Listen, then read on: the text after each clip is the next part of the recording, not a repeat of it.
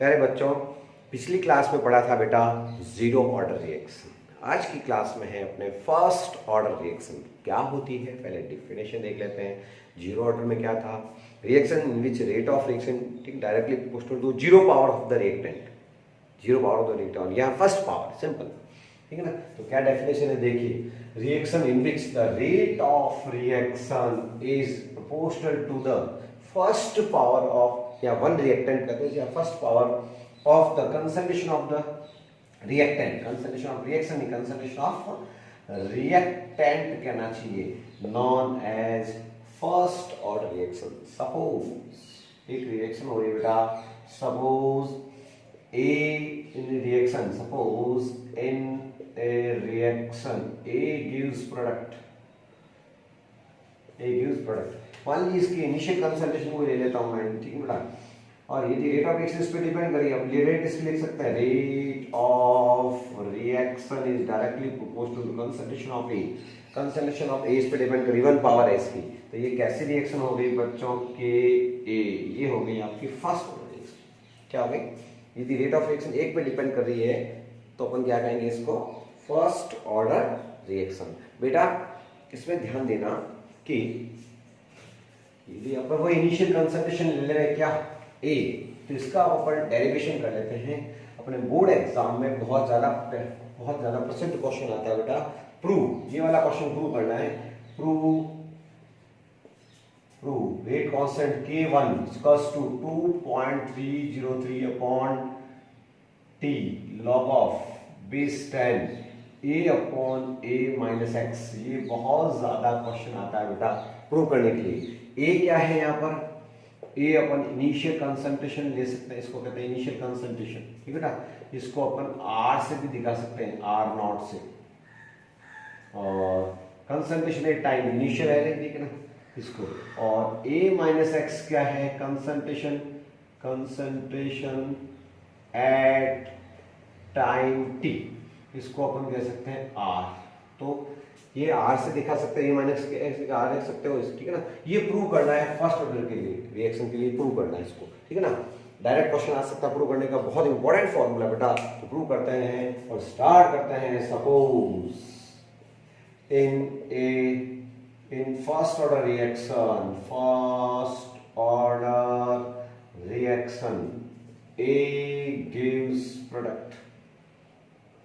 आप नोट्स बनाएंगे मेरे साथ साथ लिखेंगे, समझ में आ जाएगा, कोई दिक्कत नहीं। A gives product, वही अपन ले लेते हैं इनिशियल कंसंट्रेशन की A ले लेते हैं। तो इसकी कहां से आएगी? इनिशियल किसको बोलते हैं बेटा? जब रिएक्शन स्टार्ट ही नहीं हुई तो प्रोडक्ट जीरो हमेशा लिखते हैं, ठीक है ना। तो ये हो गया T बराबर जीरो पे एट टाइम t, या फिर अपन कह सकते हैं इक्विलिब्रियम पे x mole convert into product, x mole convert in product. तो ये आ जाएगा a माइनस एक्स, और ये जीरो, ये x जीरो नहीं, ये तो आएगा x वो क्वांटिटी जो प्रोडक्ट में जाती है। तो अब रेट कैसे लिखेंगे इसकी? रेट ऑफ रिएक्शन क्या होती है बेटा? Concentration change with time, x concentration होनी ना, ठीक है, डायरेक्टली प्रोपोर्शनल किसके होगा? a माइनस एक्स की पावर 1 फर्स्ट ऑर्डर में पावर 1 है, कुछ नहीं लिखो तो 1 ही होता है। और ये आ गई आपके dx by dt equals to k1। What is the k1? Rate constant for first order reaction. इसमें k नॉट लगा सकते हो जीरो ऑर्डर के लिए, अपन ने k लिया था, k1 हो गया। और a माइनस एक्स बहुत इंपॉर्टेंट है, फर्स्ट इक्वेशन आ सकती है, उसको बोलते हैं अपन differentiated equation for first order reaction. ये है K1 से दोस्ती करना जरूरी है बेटा। और ये है बेटा rate constant for first order reaction. ये कैसी इक्वेशन है बेटा? डिफरेंशिएटेड इक्वेशन, इसको बोले आप इक्वेशन नंबर दे दें। और ये है डिफरेंशिएटेड इक्वेशन है, ये डिफरेंशिएशन वाली इक्वेशन है ये फर्स्ट ऑर्डर की, ठीक है। अब इसका क्या होता है डिफरेंशिएशन का, तो मैथ्स वाला अच्छे तरह जाता है, इसका होता है इंटीग्रेशन करना है। तो अब हम क्या करेंगे? Integrated the equation number 1। Equation 1 का इंटीग्रेशन चालू करते हैं बच्चों। तो इंटीग्रेशन, इस इक्वेशन को लो dx बाय dt को ऊपर ले जाओ और a1 से x को नीचे लाओ तो ये a माइनस एक्स हो गया और ये ध्यान रखना k1 और ये हो गया dt। अब इसका क्या कहें इंटीग्रेशन करना है, इसका लिमिट है, ठीक है ना, ये इंटीग्रेशन करना है इसका dx upon a minus x का इंटीग्रेशन फिक्स है, ये याद करना है। मैथमेटिक्स वाले तो ये याद कर लें, ये मतलब बायो वाले तो याद कर लें, और मैथ्स वाले को ये पता है इस फॉर्मूले का क्या इंटीग्रेशन आएगा, और इसका इंटीग्रेशन फिक्स याद रखना है। ये इसका इंटीग्रेशन है बेटा माइनस लॉग ए माइनस एक्स, ये याद रखना है, ये इसका इंटीग्रेशन है। इसका इंटीग्रेशन है बेटा, स्टार लगा दें, यहाँ बायोलॉजी वाले भूल जाते हैं तो ये स्टार लगाते हैं डबल, और मैथ्स वालों को करने की जरूरत नहीं है, याद रखना। ये आ जाएगा minus log A minus x equals to k1 और इसका हो गया dt का t plus I. What is the I? I integration constant. I क्या है यहाँ पर? आई अपन ले लेंगे इंटीग्रेशन कांस्टेंट। इंटीग्रेशन कांस्टेंट है बेटा ये, इसको आप देखो इक्वेशन नंबर 2। इक्वेशन नंबर 2 है। अब we know very well that at the initial concentration, अब आप जानते हो अच्छी तरह से, मैंने कहा था जीरो ऑर्डर पढ़ेंगे, जीरो ऑर्डर में यही तरीका था कि जब t इक्वल्स टू 0 था, जब रिएक्शन स्टार्ट नहीं तो x की वैल्यू क्या थी? 0। Put the both values in equation 2। Put both values in equation 2। क्यों नहीं रखा है पता आपको? इसलिए रखा बेटा कि इसमें i की वैल्यू निकल जाएगी। तो लिखिए माइनस लॉग ए माइनस क्या हो गया? 0 k1 0 प्लस आई की वैल्यू आ जाएगी माइनस लॉग ए। प्यारे बच्चों i की वैल्यू आ गई है, i की वैल्यू पुट करनी इक्वेशन नंबर 2 में। Put value of integration constant i in equation 2। Equation 2 में आपको किसकी वैल्यू पुट करनी है? इसकी आई यहाँ रखनी है, ये वैल्यू आपको यहाँ पुट करनी है बेटा। तो कर लेते हैं, इसको पुट कर लेते हैं, नोट करते जाए साथ साथ में।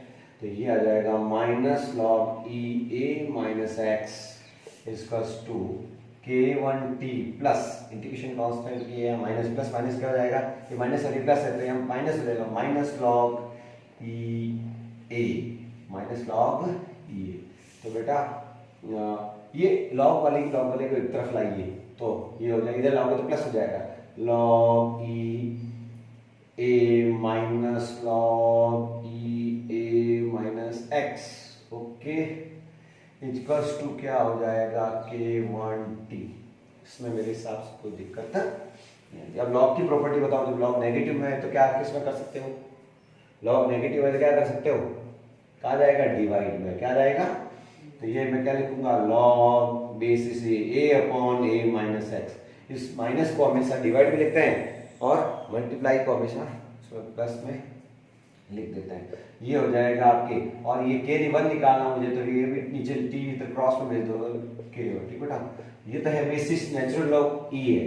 अब मैं चाहता हूँ लॉग 10 में बदल दो, तो लॉग e की जगह यदि कोई टर्म लॉग 10 करता है तो क्या लगाते हैं? याद करो, ये 2.303 लगाते हैं। k1 स्पष्ट हो गया 2.303 upon t log of base 10 a upon a minus x. ये अच्छी तरह से आपने प्रूव कर लिया है। आप एनसीईआरटी में a की जगह तो r नॉट दी हुई इनिशियल कंसंट्रेशन, और a माने का x को यदि r मान लेते हैं, what is the a here? सबको पता है a क्या है? इनिशियल कंसंट्रेशन, a से लिख लेंगे, और concentration at time t, x है ना, एट टाइम t। तो ये हो जाएगी r। तो इसको अपन ऐसे लिखो, चाहे ऐसे लिख दो तो किस बच्चे को दिक्कत है रे भैया? t लॉग ऑफ ये हो गया r नॉट माइनस r। ये सब एक ही बात है, लेकिन ये बहुत ही इंपॉर्टेंट है। आप तो न्यूमेरिकल ये का ध्यान रख के करें, इनिशियल कंसंट्रेशन, कोई दिक्कत नहीं है। और ये हो गया आपके हैंस प्रूव्ड। यहाँ क्या लिखेंगे? ये बनते ही आपके लिख देंगे हैंस प्रूव्ड, और हैंस प्रूव्ड होते ही आपको मार्क्स मिलेंगे। ये डेरिवेशन एग्जाम में आता है प्यारे बच्चों, ये है फर्स्ट ऑर्डर रिएक्शन। अब सबसे पहले फेमस एग्जाम्पल, ये तो फर्स्ट ऑर्डर रिएक्शन खूब सारी है दुनिया में, लेकिन फर्स्ट ऑर्डर रिएक्शन के भी एग्जाम्पल्स देख लेते हैं। Important example of the first order reaction. First order reaction के एग्जाम्पल्स आपको बताता हूं मस्त।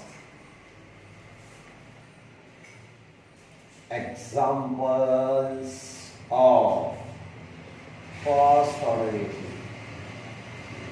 First order reaction, first order reaction के एग्जाम्पल्स है बेटा। सबसे पहले है फॉर्मेशन ऑफ इथीन। इथीन का फॉर्मेशन है, इथीन का फॉर्मेशन कह दो या हाइड्रोजनेशन कह दो, हाइड्रोजनेशन कहना ठीक रहेगा। फॉर्मेशन ऑफ इथीन, हाइड्रोजनेशन, ठीक है ना। कैटलिस्ट की प्रोसेस में ये हो गया इथीन। इथीन पर यदि आप हाइड्रोजन ऐड हो रही है, हाइड्रोजनेशन हो रहा है इसका, और ये इथेन बना रही है बेटा, तो ये फेमस रिएक्शन है। इस पर ऐड हो रही है किसकी प्रेजेंस में? निकल की प्रेजेंस में। दूसरा पढ़ेंगे बच्चों अपन रेडियो एक्टिव डीके। जितने भी दुनिया में रेडियो एक्टिव सब्सटेंस डिसइंटीग्रेट होते हैं, रेडियो एक्टिव क्या होते हैं बेटा? रेडियो एक्टिव ऐसे सब्सटेंस जो कंटिन्यूसली जो है अनस्टेबल न्यूक्लियस होते हैं और कंटिन्यूसली डिसइंटीग्रेट होते रहते हैं, इससे होता है रेडियो एक्टिव सब्सटेंस। तो decay, radioactive decay, radioactive decay, radioactive decay या फिर आर्टिफिशियल रेडियो एक्टिविटी जो भी है वो सारी radioactive decay follow the first order kinetics, first order reaction, या फिर कह सकते हैं अपन फर्स्ट ऑर्डर काइनेटिक्स। तो ये दो प्रसिद्ध एग्जाम्पल, एक तो हाइड्रोजनेशन इथीन का और एक ये। तो बेटा फर्स्ट ऑर्डर की डेफिनेशन और उनके बस फर्स्ट क्लास एग्जाम्पल थे। अब अपन पढ़ेंगे फर्स्ट ऑर्डर के जो रेट कांस्टेंट है, इंटीग्रेटेड कांस्टेंट के लिए आपने K1 निकाल दिया था, उसकी यूनिट्स और रेट कांस्टेंट की डायमेंशन वगैरह पढ़ेंगे सारी, और ग्राफिकल प्रेजेंटेशन पढ़ेंगे फर्स्ट ऑर्डर रिएक्शन का। ओके, और उसके बाद न्यूमेरिकल्स, उसके बाद उसके ऊपर न्यूमेरिकल सॉल्व करना है। तो प्यारे बच्चों अपन पढ़ते हैं कैरेक्टरिस्टिक्स ऑफ, या फिर जो बेटा लिख सकते हैं characteristics of first order reaction. First order reaction की आइडेंटिफिकेशन या important points of the first order reaction के इंपॉर्टेंट पॉइंट है बेटा, इंपॉर्टेंट पॉइंट्स आते हैं ना, तो सब आता है।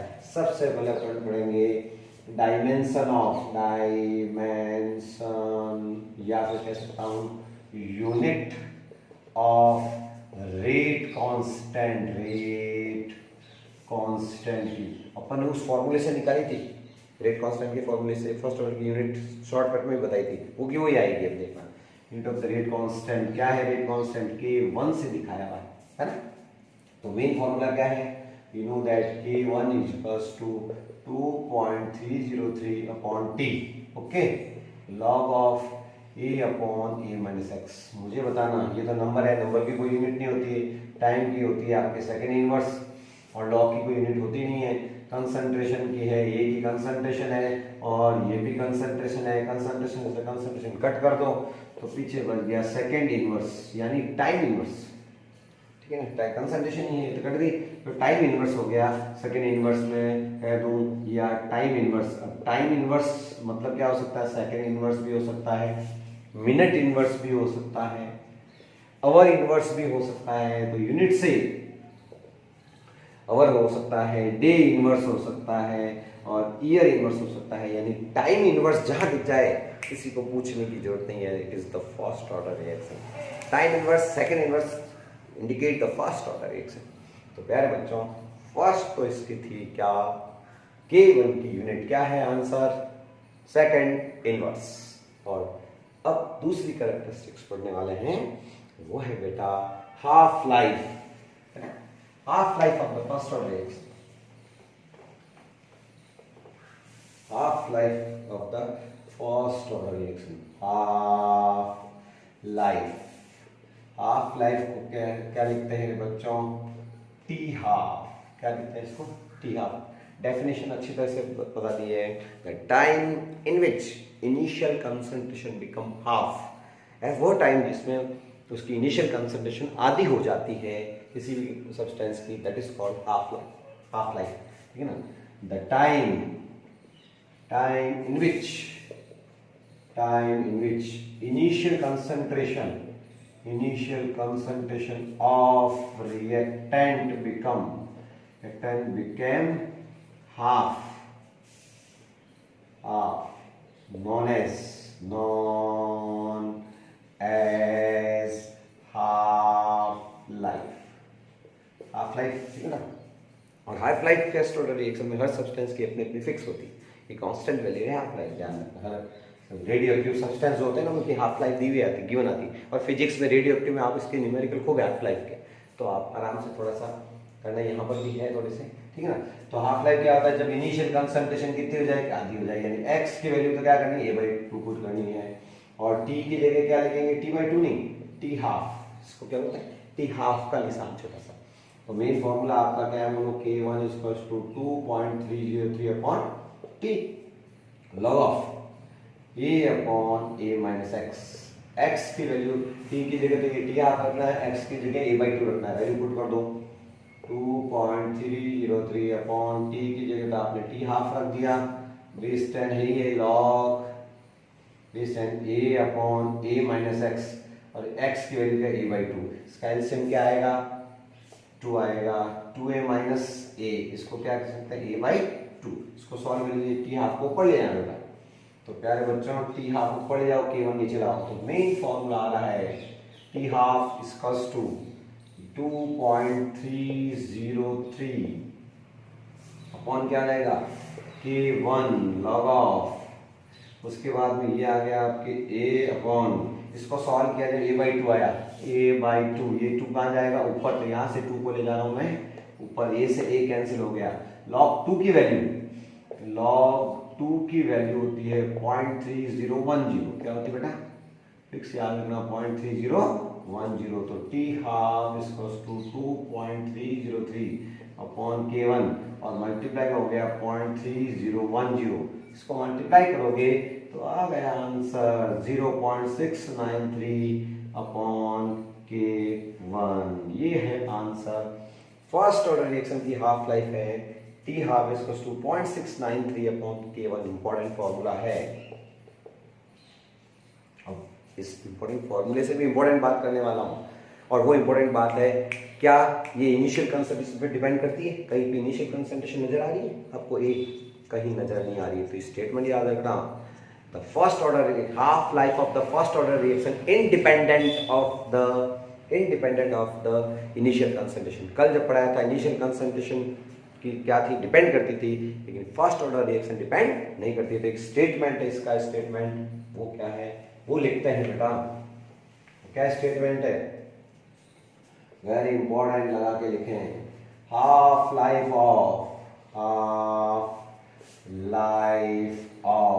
फर्स्ट ऑर्डर, ठीक है ना, constant, half life of rate constant for first order reaction is